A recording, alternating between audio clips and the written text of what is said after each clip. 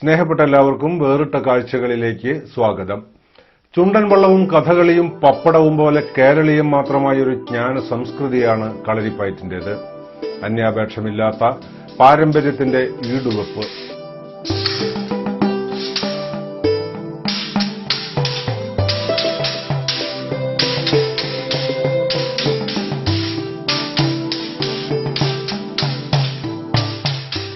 മലയാളിയുടെ സമൂഹബോധത്തിൽ പയറ്റുവീരന്മാരായ ചേകവന്മാരുടെയും തീപ്പാറുന്ന ഉറുമിത്തലപ്പുകളുടെയും ചോരവീണ അങ്കത്തട്ടുകളുടെയുമായ ഒരു വീരാപദാന കാലത്തിന്റെ സ്വപ്നബിംബങ്ങൾ ഉണ്ട്. കളരികൾ കായികാഭ്യാസനത്തിന്റെ മാത്രം കളരികളായിരുന്നില്ല. അവ എഴുത്തിന്റെയും ആട്ടങ്ങളുടെയും ചികിത്സാമുറകളുടെയും അടക്കം ഒട്ടനേകം തദ്ദേശീയ ജ്ഞാനപ്പഴമകളുടെ അനാര്യമായ ഉപനയന കേന്ദ്രങ്ങൾ കൂടിയായിരുന്നു. ജന്മി നാടുവാഴിത്തത്തിന്റെ സാമൂഹ്യ ഘടന പരിമിതികൾക്കുള്ളിലും ജാതി സ്ത്രീ പുരുഷാദി ഭേദവിവേചനമില്ലാതെ കളരിയിൽ വിദ്യാഭ്യാസം നടന്നിരുന്നു എന്ന് ചരിത്രം സാക്ഷ്യപ്പെടുത്തുന്നു.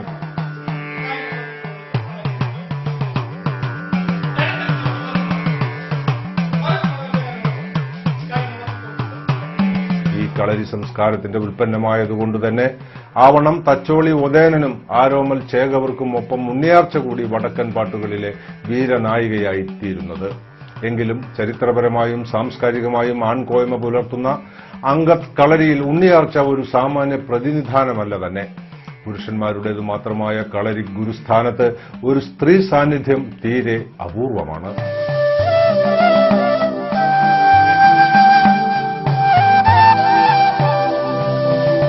ഈ പശ്ചാത്തലം കോഴിക്കോട് പുതിയറയിലെ പ്രശസ്തമായ ഹിന്ദുസ്ഥാൻ കളരി സംഘത്തിലെ ഗുരുക്കന്മാരിലൊരാളും കളരി ചികിത്സാരംഗത്ത് നിപുണയുമായ രാധികയെ അനാദൃശ്യമായ വ്യക്തി സ്വത്വമാക്കുന്നു. മെയ്ക്കരുത്തിന്റെയും ആത്മവീര്യത്തിന്റെയും ദീർഘാഭ്യസനത്തിന്റെയും പയറ്റു കളരിയിൽ ഗുരുപദവിയിലെത്തിയ എം രാധികയുടെ ജീവിത ചുവടുകളും കളരി ചുവടുകളുമാണ് വേറിട്ട കാഴ്ചകളുടെ ഈ അധ്യായം രേഖപ്പെടുത്തുന്നത്.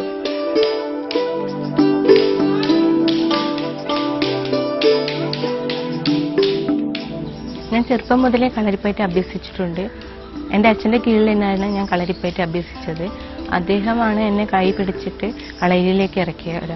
അപ്പോൾ എത്ര വർഷമായി എന്ന് ചോദിച്ചാൽ എനിക്ക് പ്രത്യേകമായിട്ട് പറയാൻ ഓർമ്മയില്ലെങ്കിലും കൂടി ഒരു 7 വയസ്സ് മുതലാണ് കളരിപ്പയറ്റ് അഭ്യസനം തുടങ്ങുന്നത്.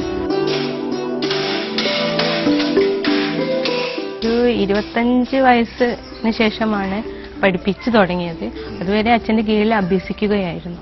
ഇത് വടക്കൻ സമ്പ്രദായത്തിലാണ് നമ്മളിവിടെ കളരിപ്പയറ്റ് പരിശീലനം നടത്തുന്നത്. വടക്കൻ സമ്പ്രദായത്തിൽ എന്ന് പറഞ്ഞിട്ടുണ്ടെങ്കിൽ മെയ് വഴക്കത്തിന് പ്രാധാന്യം കൊടുക്കുന്ന ഒരു സമ്പ്രദായമാണ്. നമ്മൾ കളരിയിൽ അഭ്യസിക്കുമ്പോൾ 4 തരത്തിലുള്ള സ്റ്റേജുകളാണ് പറയുന്നത്. അതിൽ ആദ്യത്തേത് മെയ്പ്പയറ്റ്, പിന്നെ കോൽത്താരി, അങ്കത്താരി, വെറും കൈ പ്രയോഗം, അങ്ങനെ 4 തരത്തിലുള്ള സ്റ്റേജുകളാണ് കളരിപ്പയറ്റിലുള്ളത്. അത് മെയ്പ്പയറ്റിൽ വിവിധ തരത്തിലുള്ള മെയ് ചലനങ്ങൾ ഉപയോഗിക്കുന്നു. അതുപോലെ തന്നെ കോൽത്താരി എന്ന് പറയുമ്പോൾ വിവിധ തരത്തിലുള്ള കോലുകളെ കൊണ്ടുള്ള പയറ്റുകൾ. അത് കഴിഞ്ഞിട്ടാണ് നമ്മൾ ഇരുമ്പ് കൊണ്ടുള്ള ആയുധങ്ങൾ, അതാണ് അങ്കത്താരി എന്ന് പറയുന്നത്. ഇരുമ്പ് കൊണ്ടുള്ള ആയുധങ്ങളെ കൊണ്ട് അത് അവിടെയാണ് വാൾപ്പായിട്ടൊക്കെ വരുന്നത്. പിന്നെ അതൊക്കെ കഴിഞ്ഞിട്ടാണ് വെറും കൈ പ്രയോഗം. അത് വെറുതെ എന്താ പറയുന്നതെന്ന് വെച്ചാൽ ആയുധങ്ങളൊന്നും ഉപയോഗിക്കാതെ തന്നെ ചെയ്യുന്നത്.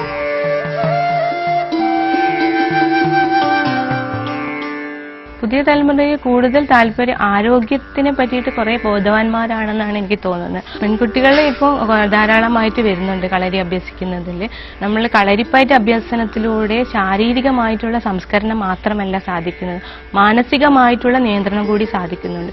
അതിലൂടെ നമ്മൾക്കൊരു ശാന്തിപൂർണമായിട്ടുള്ള ജീവിതം നയിക്കാൻ കഴിയുമെന്നാണ് ഞാൻ വിചാരിക്കുന്നത്. അപ്പൊ സ്ത്രീകളെ സംബന്ധിച്ചിടത്തോളം ഭാരതീയ സംസ്കാരം അനുസരിച്ച് സ്ത്രീ എന്ന് പറഞ്ഞ ഒരു വീടിന്റെ വിളക്കാണെന്ന്. അപ്പൊ അവർക്ക് ശാന്തിപൂർണമായിട്ടുള്ള ജീവിതം നയിക്കാൻ സാധിച്ചെങ്കിൽ നമ്മളുടെ ഇപ്പം നടക്കുന്ന ഡൈവോഴ്സ് പോലെയുള്ള കാര്യങ്ങളിൽ നിന്നൊക്കെ വളരെ മുക്തി നേടാൻ കഴിയുമെന്നാണ് എനിക്ക് തോന്നുന്നത്.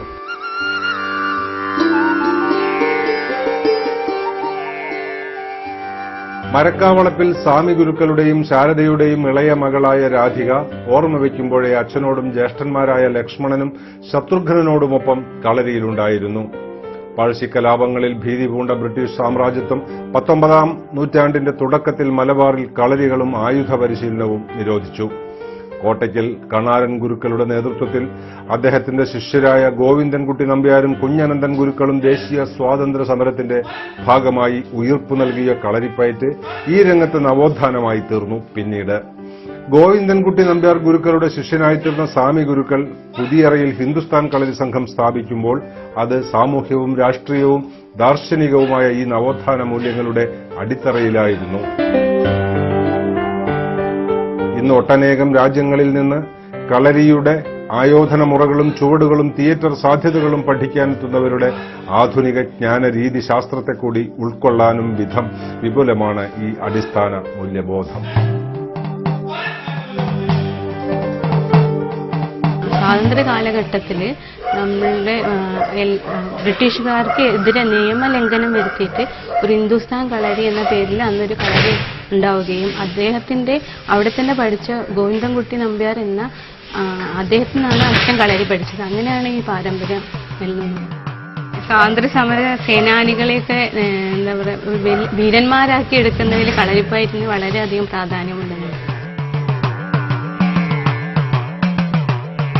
എന്ന് പറഞ്ഞാൽ 42 അടി നീളവും അതുപോലെ തന്നെ 21 അടി വീതിയും 6 അടി താഴ്ചയിലാണ് സാധാരണ കളരികൾ ഉണ്ടാക്കുന്നത്. 6 അടി താഴ്ച എന്ന് പറയുമ്പോൾ നമ്മളുടെ ഒരു വായുവിന്റെ ഒരു ശുദ്ധമായ വായു ലഭിക്കാനും അതുപോലെ തന്നെ ഏകാഗ്രത ലഭിക്കുവാനുമായിട്ടാണ് ഈ കുഴിക്കളരിയുടെ പ്രധാന ഉദ്ദേശം. നമ്മൾ പണ്ട് കാലത്ത് നമ്മൾക്ക് കാണാം, നമ്മളെ ഋഷിവര്യന്മാരായിട്ടുള്ള യോഗീശ്വരന്മാരൊക്കെ ഗുഹയിൽ നിന്നാണ് മെഡിറ്റേഷനും കാര്യങ്ങളൊക്കെ ചെയ്തിരുന്നത്. അതൊരു ഏകാഗ്രത കിട്ടാൻ വേണ്ടിയിട്ടായിരിക്കുമെന്നാണ് എനിക്ക് തോന്നുന്നത്.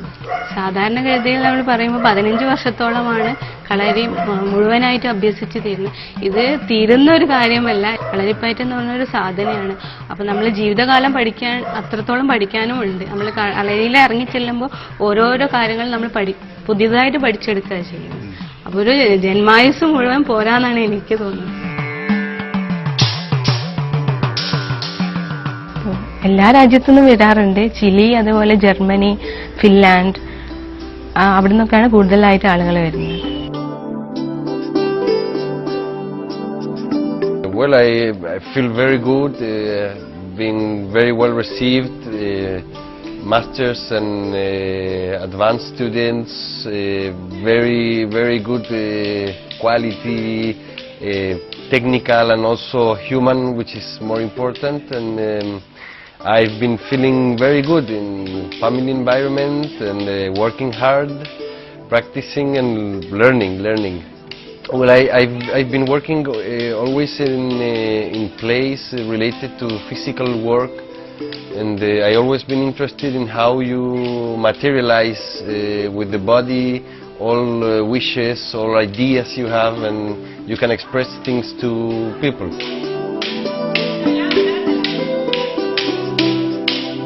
എല്ലാം ബിസിനസ്സായി മാറുമ്പോഴും കളരിയെ അതിൻ്റെതായ രീതിയിൽ സംരക്ഷിക്കണമെന്നും അത് വരുന്ന ആളുകൾക്ക് കളരിയെക്കുറിച്ച് അതിൻ്റെതായ ബോധവൽക്കരണം നടത്തിക്കൊണ്ട് പഠനം നടത്തി കൊടുക്കുന്ന സ്ഥാപനമാണ് ഈ ഹിന്ദുസ്ഥാൻ കളരി സംഘം.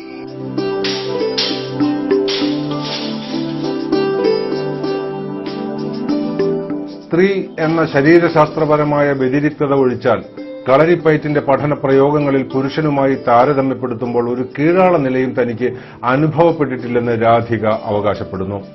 പെൺകുട്ടികൾക്ക് കുടുംബത്തിനുള്ളിലും സമൂഹത്തിലും പ്രതിസന്ധികളെ ധീരതയോടെ നേരിടാനും സ്ഥിതപ്രജ്ഞതയോടെ കാര്യനിർവഹണം നടത്താനുമുള്ള മാനസിക സംസ്കാരം നൽകുന്നു കളരിപ്പയറ്റ് പഠനം എന്ന് ഈ കുടുംബിനി അഭിപ്രായപ്പെടുകയും ചെയ്യുന്നു.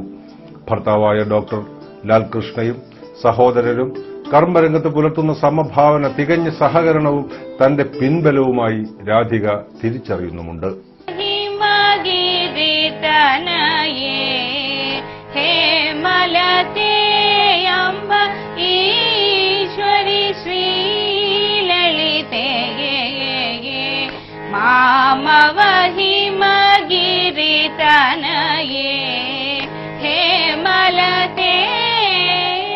കളരിപ്പയറ്റിൽ നമ്മളിപ്പോൾ ഫ്യൂഷൻ ചെയ്തത് എന്താണെന്ന് വെച്ചാൽ ഭരതനാട്യത്തിന് ചേർത്തുകൊണ്ട് ചെയ്തിട്ടുണ്ട്. അതുപോലെ തന്നെ തെയ്യം ബാക്ക്ഗ്രൗണ്ടായിട്ട് ചെയ്തിട്ടുണ്ട്.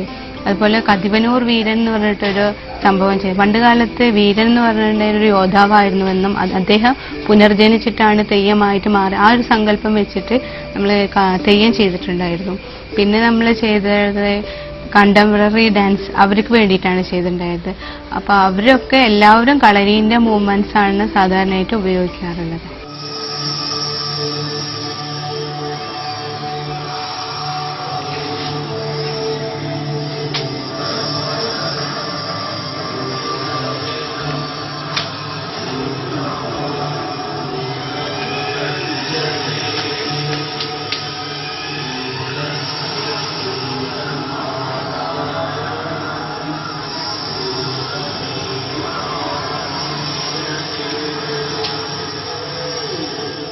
ഞാൻ പോയിട്ടുള്ളതെന്ന് പറഞ്ഞാൽ ലണ്ടനിൽ പോയിട്ടുണ്ട്. അതുപോലെ തന്നെ മസ്കറ്റിൽ, ദുബായിൽ, അവിടെയൊക്കെ ലണ്ടനിൽ പോയിരുന്നത് എന്തിനാ വെച്ചാൽ കേരള ഫെസ്റ്റിവൽ എന്ന് പറഞ്ഞിട്ടൊരു അതിനു വേണ്ടിയിട്ടായിരുന്നു ഞങ്ങൾ ഡെമോൺസ്ട്രേഷൻ അവിടെ. പിന്നെയെന്ന് പറഞ്ഞിട്ടുണ്ടെങ്കിൽ ദുബായിൽ ബിസിനസ് എക്സലൻസി അവാർഡ് അതിനു വേണ്ടിയിട്ടൊരു പെർഫോമൻസ് ചെയ്തിട്ടുണ്ട്. അങ്ങനെ ചേട്ടന്മാരാണെങ്കിൽ വിവിധ രാജ്യങ്ങളിൽ ജർമ്മനി, ജപ്പാൻ, ക്യൂബ അങ്ങനെ പല രാജ്യങ്ങളിലും പോയിട്ടുണ്ട്. സാധാരണ എനിക്ക് പോകാൻ വളരെ ബുദ്ധിമുട്ടാണ്. എന്താ വെച്ചാൽ ചികിത്സയ്ക്ക് വരുന്ന അവരെ കാര്യങ്ങൾ സ്ത്രീകളാണെങ്കിൽ നാം പ്രത്യേകിച്ച് നോക്കണം. അതുകൊണ്ട് അച്ഛൻ ഉണ്ടാവുന്ന കാലത്ത് ഞാൻ കുറേ രാജ്യങ്ങളിലൊക്കെ പോയിട്ടുണ്ട്. പക്ഷേ ഇപ്പം പോകുന്നതിൽ വളരെ ബുദ്ധിമുട്ടാണ്. കളരി അഭ്യാസത്തിന് അനുരോധമായി കളരി ചികിത്സയുടേതായ ഒരു തനത് മുറയും കളരി പാരമ്പര്യത്തിലുണ്ട്. ആയുർവേദത്തിന്റെ ചികിത്സാ സങ്കല്പനം തന്നെയാണ് കളരി ചികിത്സയുടെയും അടിസ്ഥാനമായി വർത്തിക്കുന്നത്. പിതാവായ സ്വാമി ഗുരുക്കളിൽ നിന്ന് ഈ ചികിത്സാരീതിയുടെ അനുഭവ പഠനവും ഔഷധ നിർമ്മാണ പ്രയോഗങ്ങളുടെ സൂക്ഷ്മവിദ്യകളും രാധിക സ്വായത്തമാക്കി. ഹിന്ദുസ്ഥാൻ കളരി സംഘത്തിൽ ചികിത്സ ഒരു കുടുംബ സേവനമാണ്.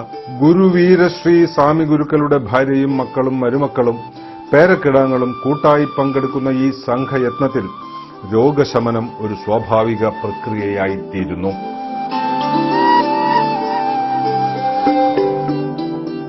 ചികിത്സ എന്ന് പറയുന്നത് കളരിയിൽ നിന്ന് ഉരുത്തിരിഞ്ഞു വന്നതാണ് കളരി ചികിത്സ. കളരി ചികിത്സ എന്ന് പറഞ്ഞാൽ ആയുർവേദത്തിൽ അധിഷ്ഠിതമാണ്. കളരിപ്പയറ്റ് എന്ന് പറഞ്ഞാൽ ധനുർവേദത്തിലും അതുപോലെ തന്നെ കളരി ചികിത്സ എന്ന് പറഞ്ഞാൽ ആയുർവേദത്തിലും അധിഷ്ഠിതമായിട്ടാണ്. അപ്പോൾ കളരിയിൽ പ്രധാനമായിട്ടും ഉഴിച്ചിലാണ്. ഉഴിച്ചിൽ എന്ന് പറഞ്ഞിട്ടുണ്ടെങ്കിൽ നമ്മുടെ ആയുർവേദത്തിൽ പറയുമ്പോൾ നമ്മുടെ ശരീരം സ്രോതസ്സുകളെ കൊണ്ട് നിർമ്മിച്ചതാണെന്നും അതിലൂടെയുള്ള ചംക്രമണ വ്യവസ്ഥയുടെ തടസ്സത്തെ നീക്കം ചെയ്തിട്ട് വായുവിന്റെ സർക്കുലേഷൻ നല്ല രീതിയിൽ കൊണ്ടുപോകുക എന്നതാണ് കളരി ഉഴിച്ചിൽ കൊണ്ട് നമ്മൾ ഉദ്ദേശിക്കുന്നത്. അതുപോലെ തന്നെ വിവിധ തരത്തിലുള്ള വാതരോഗങ്ങൾക്ക് കളരി ഉഴിച്ചിൽ വളരെ ഫലപ്രദമായിട്ട് നമ്മൾക്ക് കാണുന്നുണ്ട്. പിന്നെ അതിൽ പെടുന്ന രണ്ടാമത്തെ ചികിത്സാ രീതി എന്ന അസ്ഥിഭംഗ ചികിത്സയാണ്. അസ്ഥിഭംഗ ചികിത്സയിൽ പെടുന്നത് നമ്മൾ വിവിധ തരത്തിലുള്ള ബാൻഡേജുകൾ, വിവിധ ബന്ധനങ്ങൾ, അതുപോലെ ധാരാപ്രയോഗങ്ങൾ, അതുപോലെ തന്നെ നമ്മൾ കിഴിപ്രയോഗങ്ങൾ എല്ലാം കൂടി ചേർന്ന ഒരു ഇതാണ് അസ്ഥിഭംഗ ചികിത്സ എന്ന് പറയുന്നത്. അങ്ങനെ രണ്ട് രീതിയിലാണ് ചികിത്സ ചെയ്തു പോകുന്നത്. എൻ്റെ ഭർത്താവ് ആയുർവേദ ഡോക്ടറാണ്. അദ്ദേഹം കൂടി ഇതിന് സഹകരിക്കുന്നുണ്ട്. അപ്പൊ എനിക്കിത് ചെയ്തു പോകാൻ മുന്നോട്ട് ചെയ്യാൻ പറ്റുന്നത് അദ്ദേഹത്തിന്റെയും കൂടി ഒരു സഹായം ഉള്ളത് കൊണ്ടാണ്. അതുപോലെ തന്നെ അവരുടെ വീട്ടുകാരുടെയും പൂർണ്ണ സഹകരണം ഉള്ളത് കൊണ്ടാണ് ഞാൻ ഈ ഫീൽഡിൽ ഇപ്പോഴും നിൽക്കുന്നതെന്ന് പറയുന്നത്.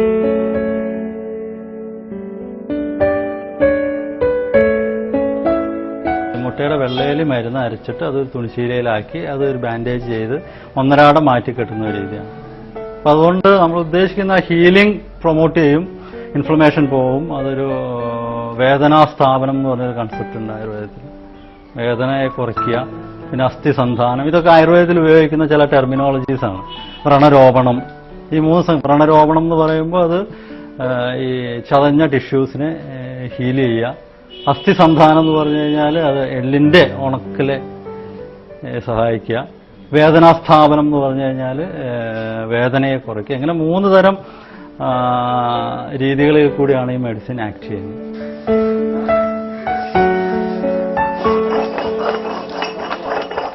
പാരമ്പര്യമായിട്ട് ഉപയോഗിച്ചു വരുന്ന മരുന്നുകളാണ് ഉപയോഗിക്കുന്നത്. പിന്നെയെന്ന് പറഞ്ഞിട്ടുണ്ടെങ്കിൽ പല സൗകര്യങ്ങളിലെ കുറെ കുറവായതുകൊണ്ട് നമുക്ക് കുറേയൊക്കെ പുറമേന്ന് വരുത്തേണ്ട ആവശ്യം വരുന്നുണ്ട്.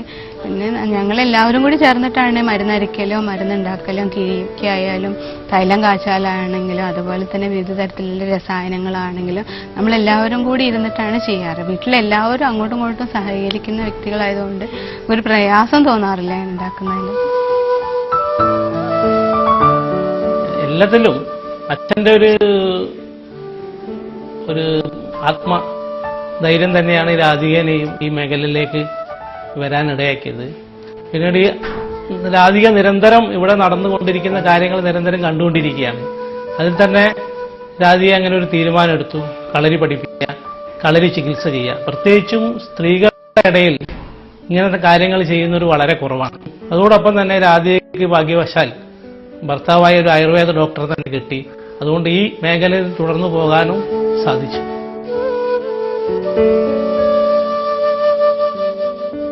എനിക്ക് ഒരു 8 വർഷമായിട്ട് കാലിന്റെ നീ പെയിൻ ആയിരുന്നു. നീ പെയിനും പിന്നെ ഒരു ബാക്ക് പെയിൻ 1 മന്ത് ആയിട്ടുള്ളൂ വന്നിട്ട്. 1 മന്തിനുള്ളിൽ എനിക്ക് എങ്ങനെയാ അത് പറയേണ്ടതല്ല, അത്ര സുഖമുണ്ട്. ഞാൻ എൻ്റെ വീട്ടുകാരൻ ഇവിടെ ചെറിയ എന്തെങ്കിലും പരിക്കൊക്കെ പറ്റിയ വരുന്നതാണ്. എനിക്ക് 2 കൊല്ലം മുന്നേ കാർ ആക്സിഡന്റ് ആയ സമയത്താണ് ഞാനിവിടെ വന്നത്. എക്സ്റേ, അപ്പം ആക്സിഡന്റ് ആയ സമയം തന്നെ എക്സ്റേ എടുത്തു. അതിൽ കുഴപ്പങ്ങളൊന്നും കണ്ടില്ല. എനിക്ക് പെയിൻ കില്ലറാണ് തന്നത്. അതിനുശേഷം വീണ്ടും വേദന കണ്ടിന്യൂ ചെയ്തപ്പോൾ ന്യൂറോ സർജനെയും കാണിച്ചു. അപ്പോൾ ഒരു ഫ്രാക്ചർ ഉണ്ട് പറഞ്ഞ ബാക്ക് ബോണിന്. ആ ഫ്രാക്ചറിന് ഒരു സർജറിക്ക് പറ്റൂല, പതുക്കെ മാറുള്ളൂ എന്നാണ് പറഞ്ഞത്. അപ്പോൾ ഇവിടെ ഒന്ന് വന്ന് നോക്കിയതാണ്. വന്നപ്പോഴാണ് രാധിക പറഞ്ഞത് നമുക്ക് നോക്കാം, 2 ആഴ്ചത്തെ ട്രീറ്റ്മെന്റിൽ ശരിയാവുമെന്ന് പറഞ്ഞു. ആ 2 ആഴ്ചത്തെ ട്രീറ്റ്മെന്റ് കഴിഞ്ഞതോടുകൂടി ഞാൻ ഓക്കെ ആയി. 1 കൊല്ലം കാത്തു നിൽക്കണം, ജോലിക്ക് പോകാൻ പറ്റൂല എന്നൊക്കെ പറഞ്ഞത് എനിക്ക് പൂർണ്ണമായിട്ട് ഇവിടുന്ന് മാറിക്കിട്ടി. ജീവിക്കാൻ വേണ്ടി എന്തായാലും നമുക്ക് പൈസയുടെ ആവശ്യമുണ്ട്. പക്ഷെങ്കിൽ ഉപജീവനം മാത്രമല്ല, ഒരു സേവനം കൂടിയാണ് കളരിപ്പയറ്റ് പഠിപ്പിക്കുന്നവരിൽ നമുക്ക് ഒരു കാര്യമായിട്ടൊന്നും കിട്ടണമെന്നൊന്നുമില്ല. പക്ഷെങ്കിലും കളരി ചികിത്സയിലൂടെ ചെറിയ തോതിലുള്ള അതിന്റെ മരുന്നിന്റെ ആവശ്യത്തിലേക്കും ആയിട്ടും ബാക്കിയെല്ലാം നമ്മൾ സാധാരണയായിട്ട് ഒരു സർവീസായിട്ട് തന്നെയാണ് ചെയ്യുന്നത്.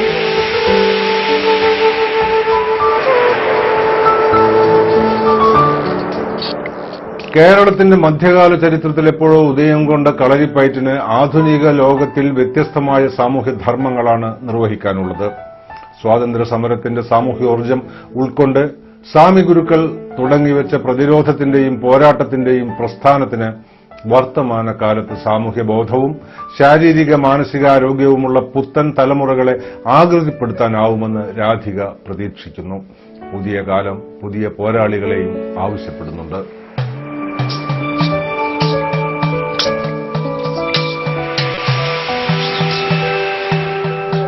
നമ്മൾ നിൽക്കുന്നത് എന്താ വെച്ചാൽ നമ്മളെ അച്ഛന്റെ ഒരു കഠിനാധ്വാനം കൊണ്ടാണ് നമുക്ക് ഇങ്ങനെ ഒരു കളരി ഉണ്ടാക്കാൻ പറ്റിയതെന്നാണ്. അദ്ദേഹം അത്രയും കഠിനാധ്വാനത്തോട് കൂടിയിട്ട് ചെയ്തൊരു കാര്യമായതുകൊണ്ടായിരിക്കും ഞങ്ങൾക്ക് ഇത്രയും കൂടുതലായിട്ട് മുന്നോട്ട് കൊണ്ടുപോകാൻ പറ്റിയത്. അതുപോലെ തന്നെ ഇനിയും കുറേ ചികിത്സകളും അതേപോലെ തന്നെ കുറേ പേർക്ക് കളരി പഠിപ്പിച്ചിട്ടും അവർക്കൊരു ആരോഗ്യവും അല്ലെങ്കിൽ ഒരു സമൂഹത്തിന് നല്ലൊരു സമൂഹത്തെ വാർത്തെടുക്കുക എന്നാണ് അച്ഛൻ എപ്പോഴും ആഗ്രഹിച്ചിരുന്നത്. ഇതിലും കൂടുതലായിട്ട് അച്ഛൻ എന്താണ് ആഗ്രഹിച്ചത് അതുപോലെ തന്നെ മുന്നോട്ട് പോകാൻ ഞങ്ങളെ കൊണ്ട് കഴിയണമെന്നാണ് ഈ ഒരു ഞങ്ങളുടെ പ്രാർത്ഥന.